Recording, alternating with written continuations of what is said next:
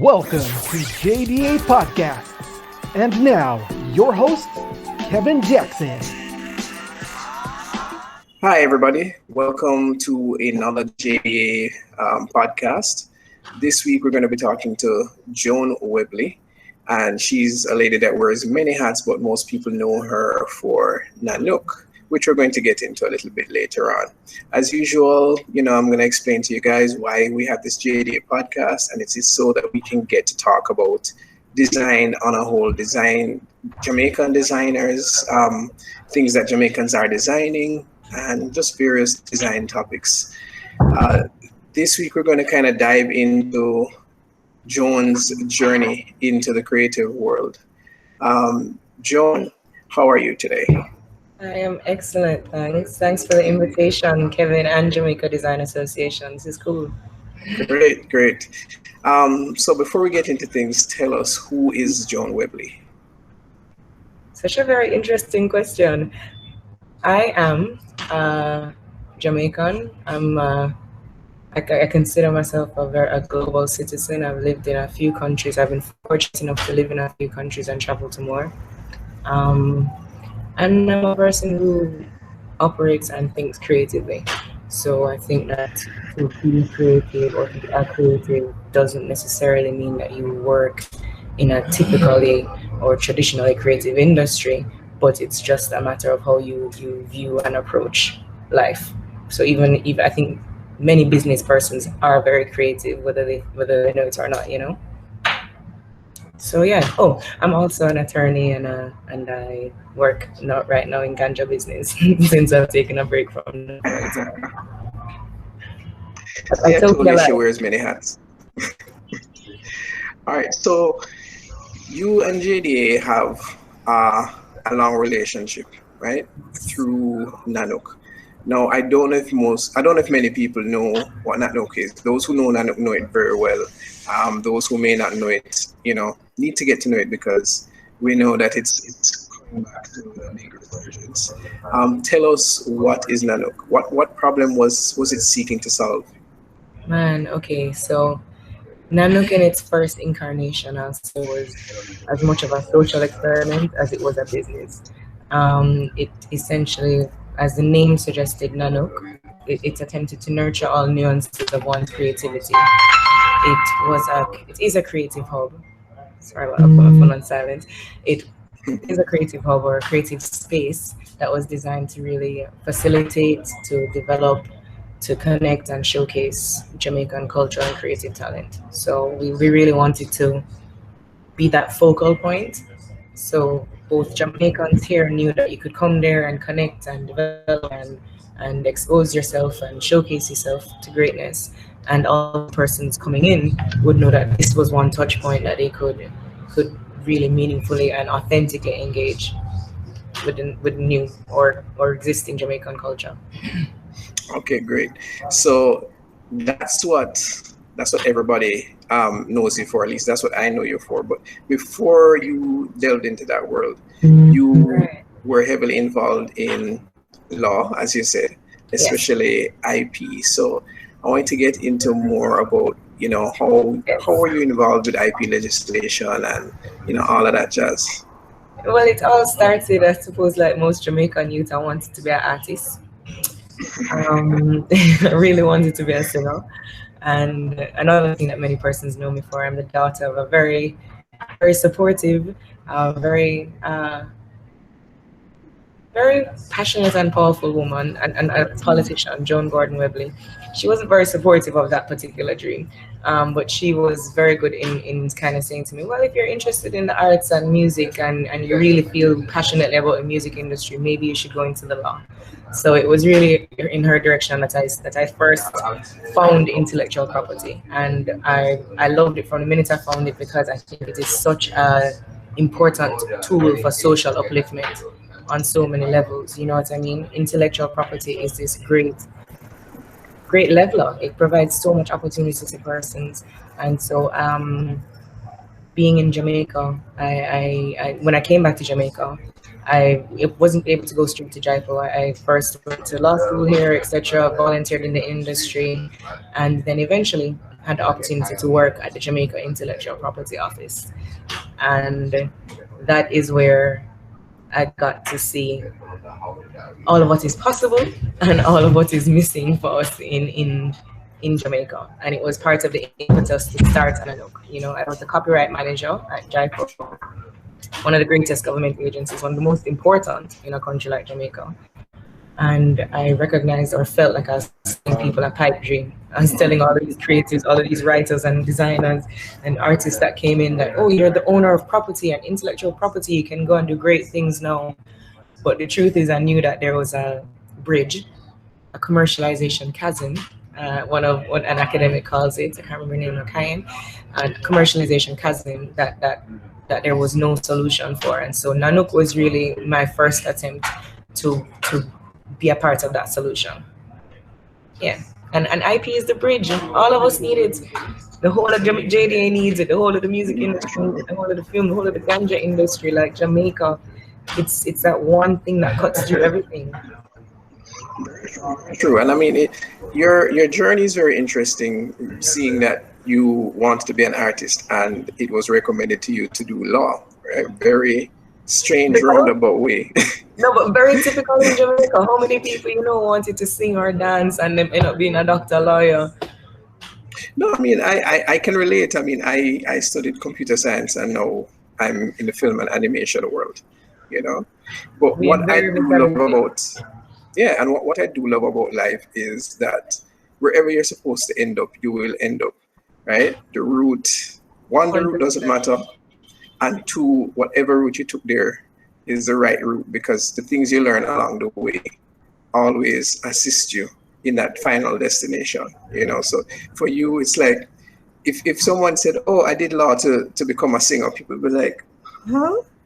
But as you said, you learned so much from, doing law. You saw a lot of gaps. You saw a lot of gaps you could fill, which I'm pretty sure, probably led you to where you are now. So tell me about that now. Tell me about that transition from IP law to Nanook. Well, as I mentioned, I recognized that gap, and I was fortunate enough that right before I took the job at JIPO, actually, I had started Nanook already. I started Nanook in 2000. Oh, okay. And I started it, and I was offering all of these seminars and all of these things. I was taking a very traditional approach to development of a non-traditional creative industry, and it didn't work. No one really wanted to pay to come to my seminars, even though they were really good. Music, business management, and image development and styling, really, really catered topics. But Jamaican creatives, at that point at least, the creatives I was targeting weren't minded in that direction. So I had to wheel and come again, and I was applying for grants for different projects or different programs I wanted to test.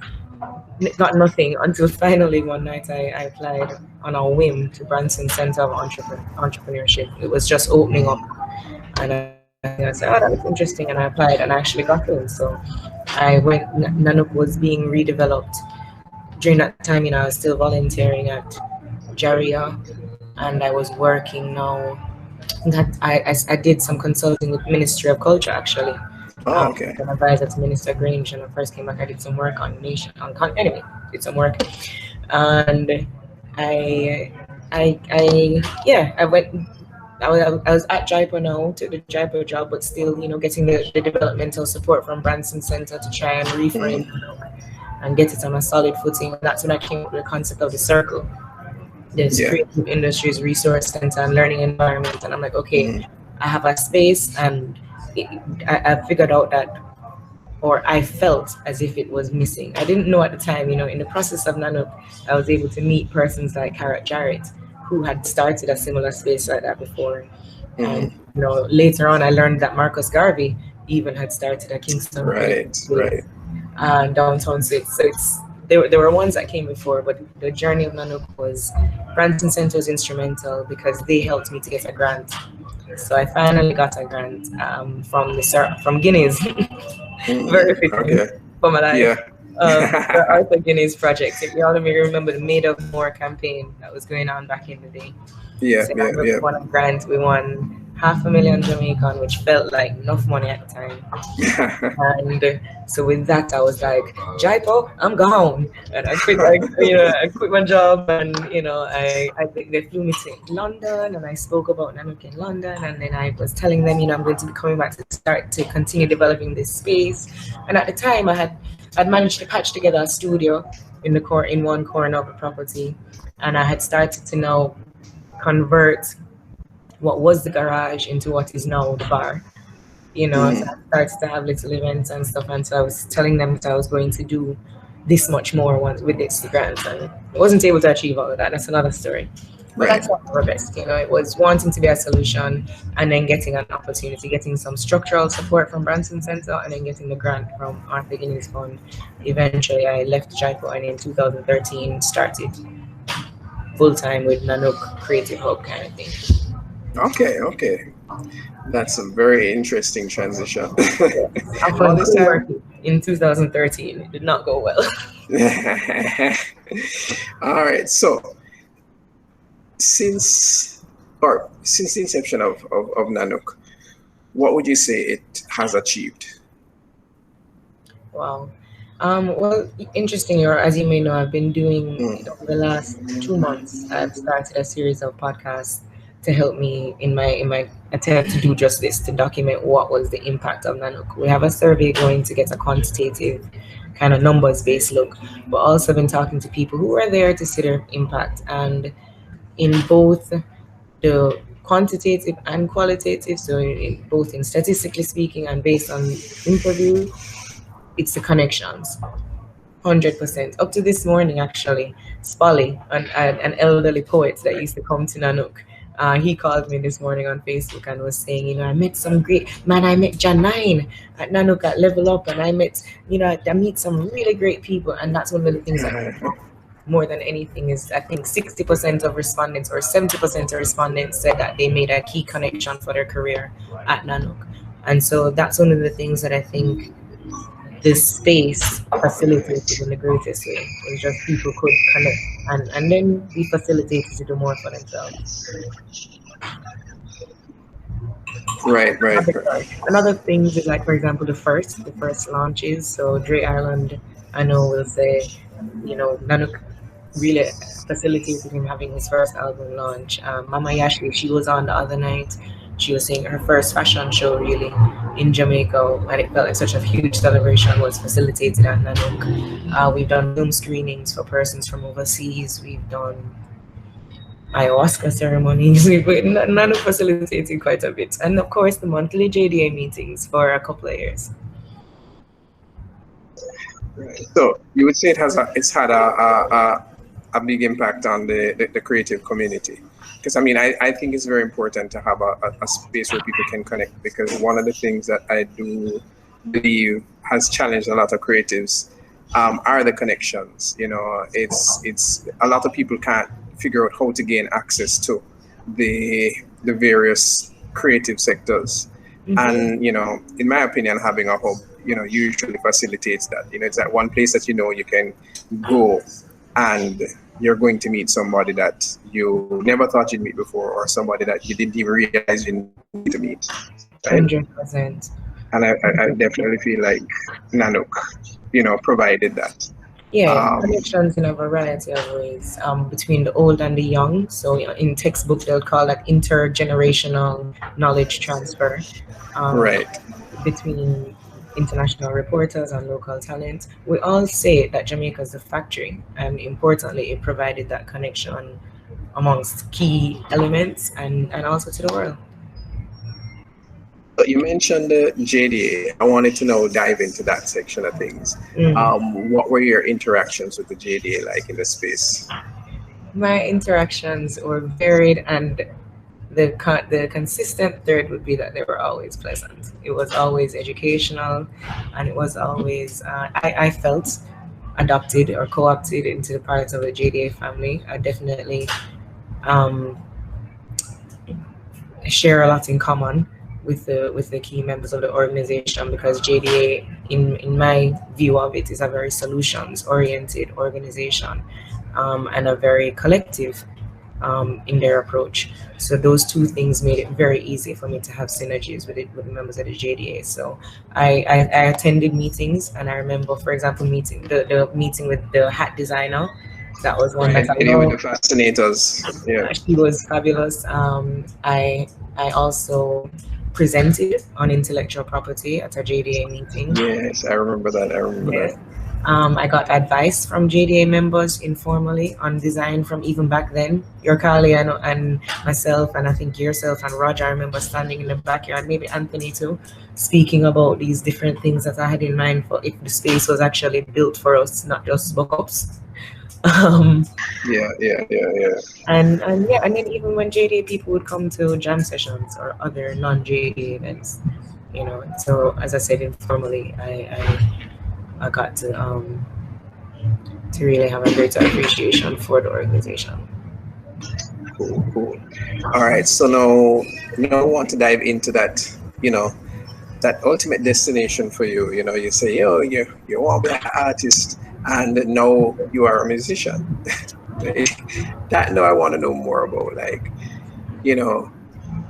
how that come about. As in, how did you finally get into it? Like, because I know, put it this way, there was a point in time where I remember it was like, yes, you're singing, but you're kind of moving like you're trying a thing, and you were unsure as to, should I be doing the same thing? But then there was a point where you kind of fully, went Did into it it and fully finally, blossomed in it. Yeah, man. and then not again. And Okay, so hugest learning curve. Hugest learning curve. So yeah, initially, as I said, it was the initial driver for all of what has transpired in many ways. And even in creating a space like Nanook, a lot of what it took place were things that I could see that I would appreciate as a creative. So it was very driven from feedback from others, but also from an intentional mindset of, if I were facilitators or creative, what would that look like? So those things were very key. In terms of my music, it was kind of just always happening on the sideline. So when I was in school, I'd be writing songs. But and funnily enough, even in Melbourne, Australia is where I did most of my studies, and I'm surrounded by musicians and always at shows doing setup, breakdown, even because stage management was a part of what I was learning in school. But still never really took the time to make it my own focus. I never felt like I was good enough, quite frankly. And so it was just my thing. And so even with the formation of Nanook, from when we had the first studio there from 2009, when there was downtime, I'd be doing my own demos and voicing my own songs, because I really love that part of the process. I love making music as well. Maybe I love making more than performing, but I obviously have way more experience with making than performing. But you're right. I think what is true is that, and I had to confront this within myself. So okay, there's been a pause with Nano, because everyone knows, and that was for reflection on self, and reflection on the operations, because it was a lot happened. At one point there were 3 or 4 events happening a week for the year. So it was a lot to process and a lot to try and learn from. And one of the things that I had to confront was even that I still had that lingering. I don't know if bias is the correct word for it, but I still had that lingering thing that made me feel as if I couldn't do music, or I'm not the kind of person that does creative work. So it's really even about how I saw myself and the seriousness with which I approach creative work, because it was as if I was doing it as if it was this thing that didn't require energy or focus or dedication. Right. To be completed. So now I've set myself the task of completing this EP, because I'm realizing that even as I go forward with Nanook, me going through this journey is going to assist me in taking others through this journey.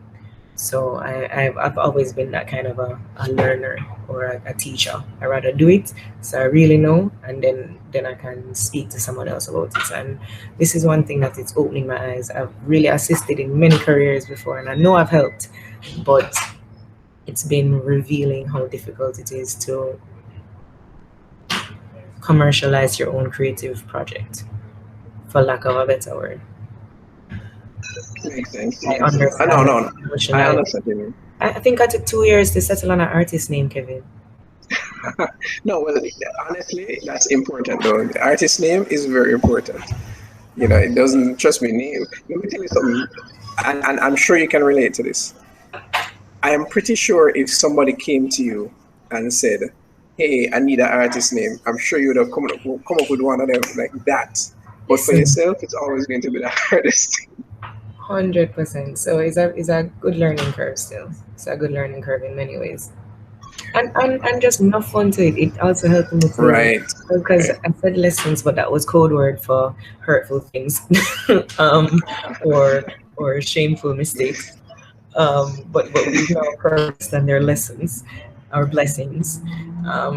But the truth is that also getting back into the music also made me start to just enjoy the creative industries, because there was a point where I was just like, I don't want to work for creatives.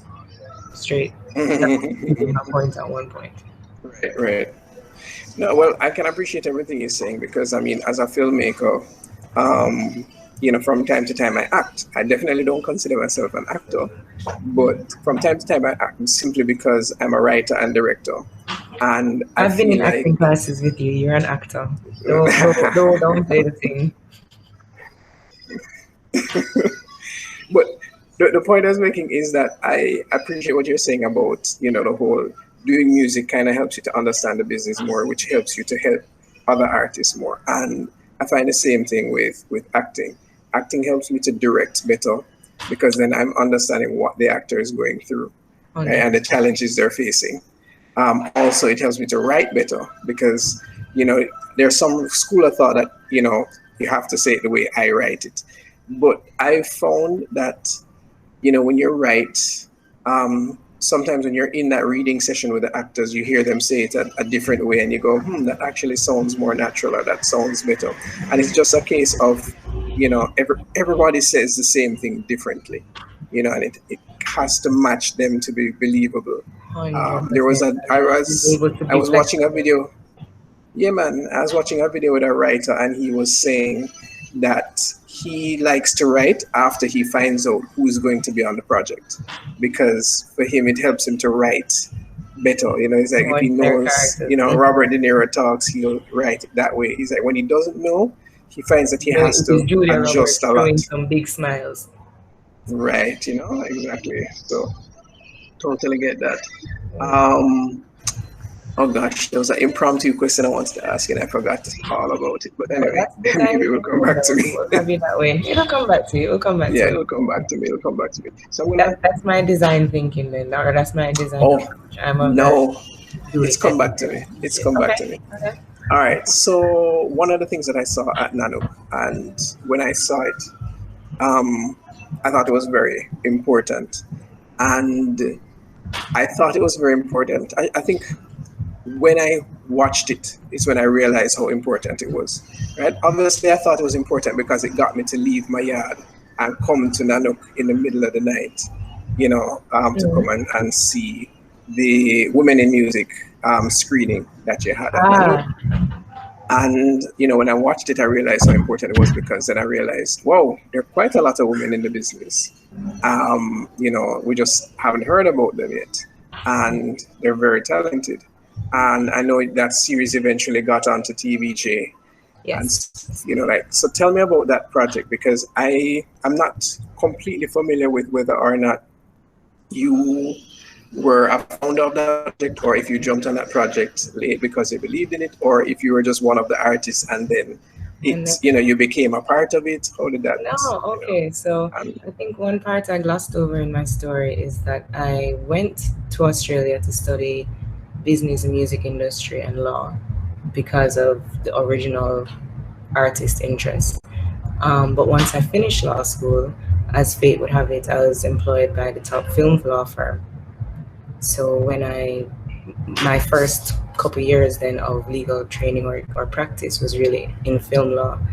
And at that point, I fell in love with the film world in a bigger way because I then got to see, I'm already I'm already a believer in intellectual property, and now I'm in this space where I'm getting to see how it's more complicated. Music is interesting, but really it's almost two-dimensional when you compare it to something like a film, which is a multi-dimensional process, and it's inherently it's never going to be a one-person work, or very rarely is it going to be a one-person job. So you're always going to be having to think about collaboration. You're always going to have to think about use of work and all of those interesting things that if you're interested in intellectual property and law, fascinate you. So anyway, I'd long kind of harbored an interest in film, and so I think this is that was my second or third false start attempt in music industry. I created this project. I don't know why I did this. Was me trying to release my own song. Created this project, but it was more than that. As I said, I'm a creative person. It was a project or an approach that I thought could be a solution to many problems. So exactly as you identified, I'd been in the industry long enough as a woman in music industry to be aware of the fact that there was need for some kind of central body, and I'd been speaking to persons about it for years. And then finally, the Free with Jamaica project was being enacted at UTech, and I had approached them but didn't hear back from them, and then eventually they approached me because they ended up having a bunch of women or a bunch of girls in the project who were wanting to get some more advice on how women in music industry on the wider road. So they reached back out to me, and that's how the connection was made. But in terms of the documentary, no, I actually created the project. I wrote the program for Free with Jamaica, came up with what it was that I wanted to capture. I was very fortunate in reaching out to Stacey Sutherland. She did a great job in directing. She did a phenomenal job in bringing together a really great crew who, with a fraction of what should have been the budget, we were able to make it happen, so the money came from Free with Jamaica, and I also put in a bit of personal funding just to complete it so that it could end up on TVJ kind of thing. We ended up creating something that I hope persons have seen, and if not, we're planning to get on more screens before we put it on YouTube, because it's a real educational tool. It tells you about the great women that went and that are still here, but it also just gives you information for any artist, not just a woman in the music industry. It really speaks about cross-cutting issues of how to promote yourself, how to present yourself, and even deals with stuff like visas and traveling and self-defense. It was a great thing to put together. I think it helped and provided a platform, and yeah, I hope to see women in music do more. It's just that there's so much, to me, there's so much that's needed in Jamaica, and there's not enough people or funding, I guess, sometimes to do the work.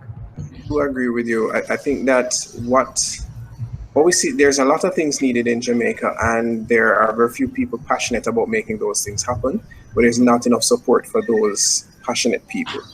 And what I tend to find happening is the persons who have the power to make the change will not give the support to the people who are passionate about making the change. They try to make the change themselves, and then lacking the passion, they never ever make the impact that they want to make because they're not passionate about it. Is this fine line? Yeah. And it's also, like I joked before about turning pain or mistakes into lessons and blessings.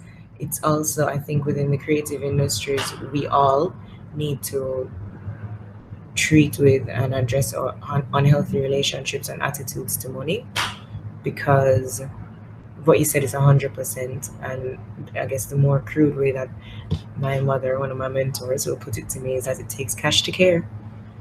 Like, at the end of the day, all of these great works that are great and are necessary and are valid, unless they're done in a sustainable way, or they're supported or subsidized in order to make them sustainable, like it is internationally. It's rough, and I've seen it played out in many organizations that I've been a part of. People really giving great work, but ultimately unable to sustain it.